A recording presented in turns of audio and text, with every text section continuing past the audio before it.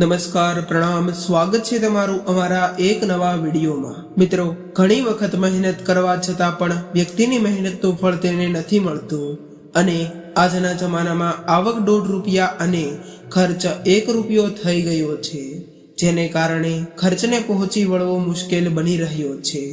આમ તો માત્ર તમારી મહેનત જ નહીં, પરંતુ તમારું ઘરનું વાસ્તુદોષ પણ જવાબદાર હોઈ શકે છે। ખરાબ વાસ્તુદોષને કારણે ઘરમાં નકારાત્મક ઉર્જા, કામમાં અવરોધ, પરિવારના સભ્યોમાં મતભેદ અને રોગ, પૈસા સંબંધિત સમસ્યાઓ વગેરે વધવા લાગે છે।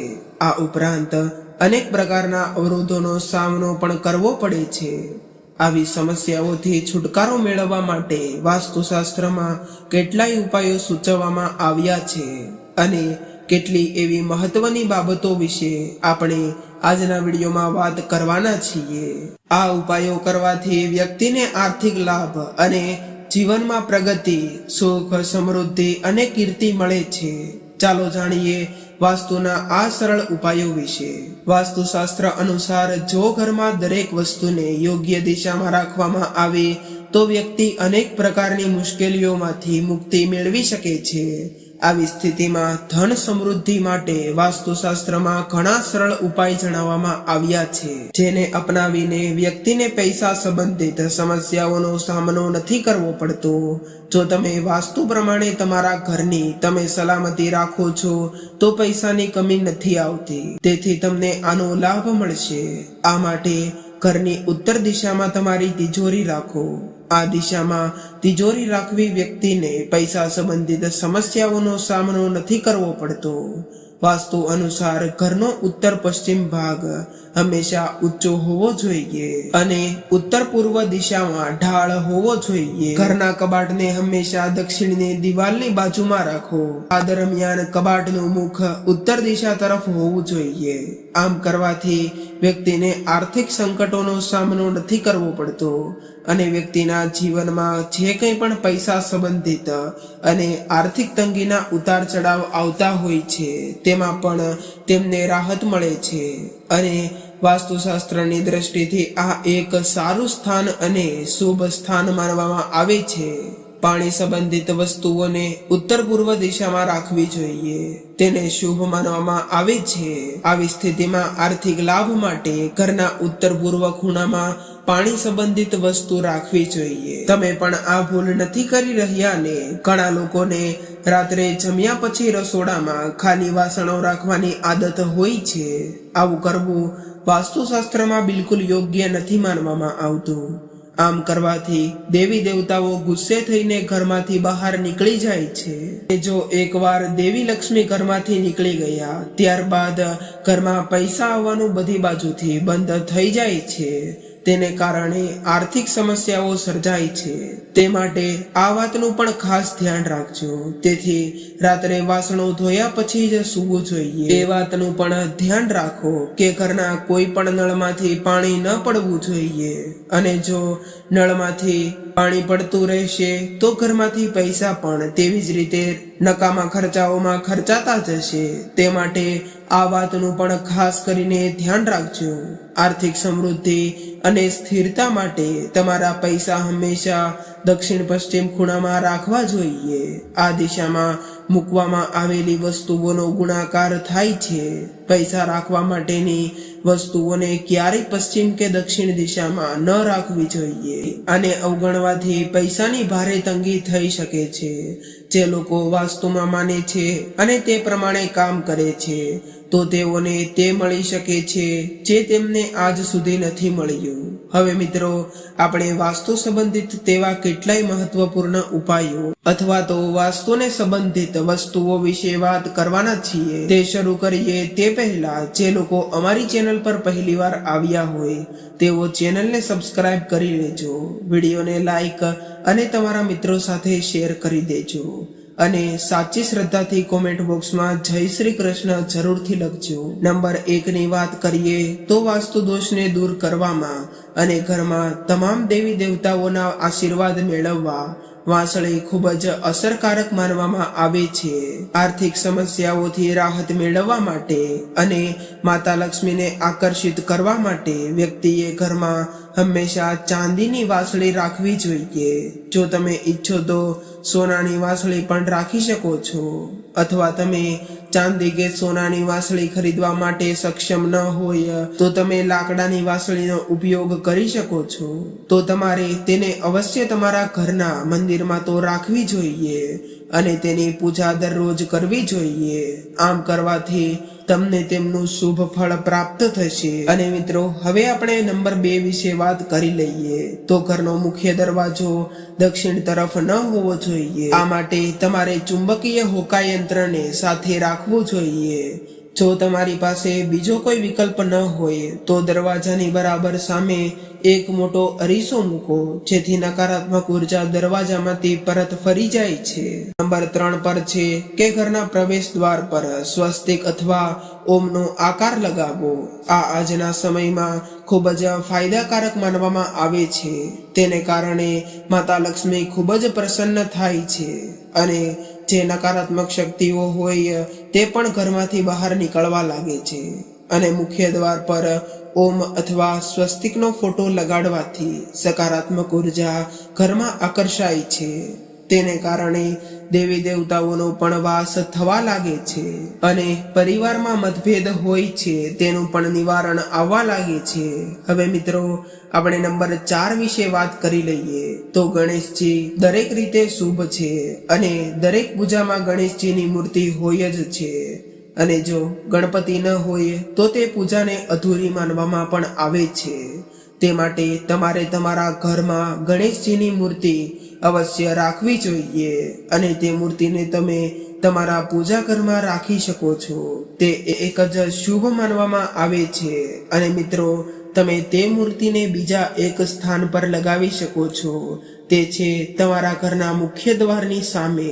તો તમારે ગણેશજીની મૂર્તિને તમારા ઘરના મુખ્ય દ્વારની સામે 3 મોરપીંછ સાથે લગાવવાની છે, જેને કારણે સકારાત્મક ઉર્જાઓ ઘરમાં પ્રવેશવા લાગશે. હવે મિત્રો, આપણે નંબર 5 વિશે વાત કરી લઈએ. તો તમારા ઘરમાં દેવી લક્ષ્મીજીનું ચિત્ર અથવા તો મૂર્તિ અવશ્ય હોવી જોઈએ, પરંતુ સંપત્તિના દેવ એટલે કે કુબેરજીની મૂર્તિ પણ લગાવવી જોઈએ. અથવા તો તમે મૂર્તિ ન લગાવી શકો તો ચિત્ર અથવા કોઈ પણ ફોટોગ્રાફી લગાવી શકો છો.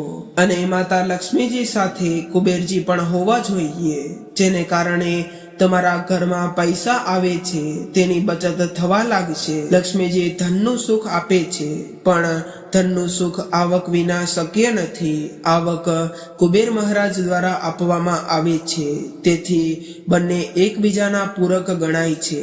કુબેર મહારાજ ઉત્તર દિશાના સ્વામી છે, તેથી તેમને હંમેશા ઉત્તર દિશામાં રાખો. તે સૌથી સર્વશ્રેષ્ઠ માનવામાં આવે છે અને તે ખૂબ જ શુભ માનવામાં પણ આવે છે. હવે મિત્રો, આપણે નંબર 6 વિશે વાત કરી લઈએ. તો વાસ્તુ વિજ્ઞાન અનુસાર શંખમાં વાસ્તુ દોષને દૂર કરવાની અદ્ભુત ક્ષમતા હોય છે અને શંખ એવી વસ્તુ છે કે જેને કારણે ઘરમાંથી જે નેગેટિવ ઉર્જા હોય તે બહાર નીકળી જાય છે અને તેને કારણે પોઝિટિવ ઉર્જાનો વાસ થવા લાગે છે અને સાથે સાથે દેવી દેવતાઓ પણ ઘરમાં પ્રવેશે છે અને માતા લક્ષ્મી પણ પ્રસન્ન રહે છે. અને શંખને તમારા પૂજા ઘરમાં રાખવાથી ભગવાન વિષ્ણુની કૃપા પણ કાયમ બની રહે છે. જ્યાં નિયમિત રીતે શંખનાદ થતો હોય ત્યાં આસપાસની હવા પણ શુદ્ધ અને સકારાત્મક બને છે. હવે મિત્રો, આપણે નંબર 7 વિશે વાત કરી લઈએ. તો શાસ્ત્રોમાં કહેવાય છે કે જે ઘરોમાં દેવી લક્ષ્મીના હાથમાં દક્ષિણમુખી શંખ હોય ત્યાં દેવી લક્ષ્મી સ્વયં નિવાસ કરે છે. આવા ઘરમાં ધન સંબંધિત સમસ્યાઓ ક્યારેય ઊભી નથી થતી. તે માટે તમે ગમે ત્યારે લક્ષ્મી માતાનો ફોટો અથવા તો મૂર્તિ ખરીદો છો તો તમારે એ વાતનું ધ્યાન રાખવું જોઈએ કે તેમના હાથમાં દક્ષિણમુખી શંખ હોવો જોઈએ અને તે ખૂબ જ શુભ માનવામાં પણ આવે છે. તેને કારણે દેવી લક્ષ્મી પણ અત્યંત પ્રસન્ન થાય છે અને ધન સંબંધિત સમસ્યાઓ તમારા જીવનમાં પ્રમાણમાં ખૂબ જ ઓછી થઈ જાય છે। હવે મિત્રો આપણે નંબર 8 વિશે વાત કરી લઈએ। તો જ્યારે પણ તમે શંખ ખરીદો છો અને તમને તે વિચાર તો આવતો હશે કે તમે તે શંખને કઈ દિશામાં રાખો અને કઈ જગ્યાએ રાખો, તો તમારે તે શંખને તમારા પૂજા ઘરમાં રાખવો જોઈએ અને તે શંખને હંમેશા લાલ કપડામાં વીંટવીને જ રાખવો જોઈએ, જેને કારણે ભગવાન વિષ્ણુ હંમેશા પ્રસન્ન રહે છે। અને જ્યારે પણ તમે શંખનાદ કરો છો, એટલે કે પૂજા કરતા સમયે તમે શંખનાદ કરો છો, ત્યારે તમે તે કપડામાંથી બહાર કાઢીને શંખનાદ કરીને ત્યારબાદ ફરીથી તેને તે કપડામાં જ રાખી દેવાનો છે અને તે શંખની નિયમિતપણે પૂજા કરવાની છે, તો જ તમને તેના સકારાત્મક પરિણામો જોવા મળી શકે છે। તો મિત્રો આપણે નંબર 9 વિશે વાત કરી લઈએ। તો ઘરના મધ્ય ભાગને બ્રહ્મસ્થાન કહેવામાં આવે છે।